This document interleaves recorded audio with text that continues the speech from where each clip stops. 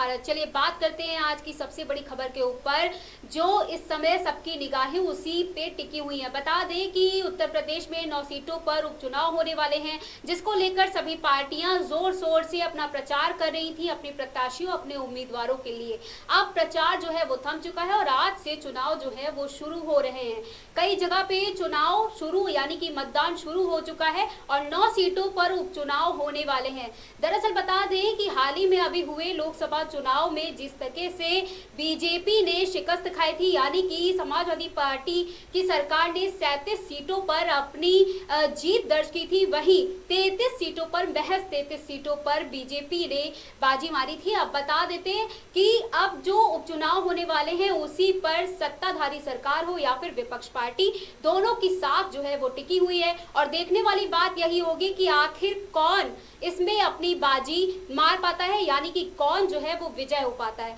चुनावी मैदान हो, खेल का मैदान हो या फिर कोई जंग का मैदान हो, उसमें विजेता तो एक ही बनता है और ये वक्त बताएगा जब नतीजे घोषित हो जाएंगे 23 तारीख के बाद, तब इस बात का खुलासा होगा कि आखिर इस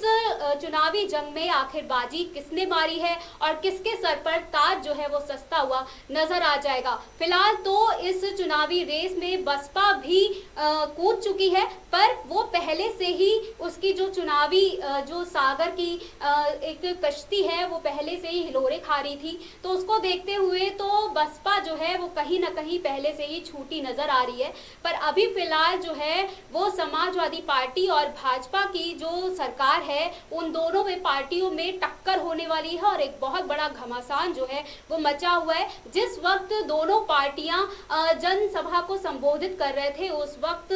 दोनों एक दूसरे पर निशाना साधते हुए नजर आ रहे थे। दोनों जो है कटेंगे तो बटेंगे, एक रहेंगे तो सेफ रहेंगे जैसे नारों पर कई बार निशाना भी साधा गया विपक्ष पार्टियों की तरफ से। अब देखने वाली यही बात होगी कि आखिर इस बार जो उपचुनाव होने वाले हैं उस पर 9 सीटों पर आखिर किस तरह से भारतीय जनता पार्टी अपनी साख जो है वो बचा पाती है या फिर समाजवादी पार्टी जो है वो बाजी जीत देती है और भारतीय जनता पार्टी को एक बार फिर से पटकनी देती है। क्योंकि लोकसभा चुनाव में जिस तरह से 80 सीटों की बात कही जा रही थी कि पूरी की पूरी 80 सीटों पर विजय हासिल करेगी भारतीय जनता पार्टी, पर जब चुनाव के रिजल्ट घोषित हुए तो वो काफी ज्यादा चौंकाने वाले रहे थे। अब इसको देखते हुए तो सारा जो नतीजों पर ही सबकी निगाहें टिकी होंगी कि 23 तारीख को जब नतीजे खुलकर सामने आएंगे तो ये पूरी तरह से साफ हो जाएगा कि भारतीय जनता पार्टी एक बार फिर से उभर कर सामने आती है या फिर उसकी नैया डूब जाती है।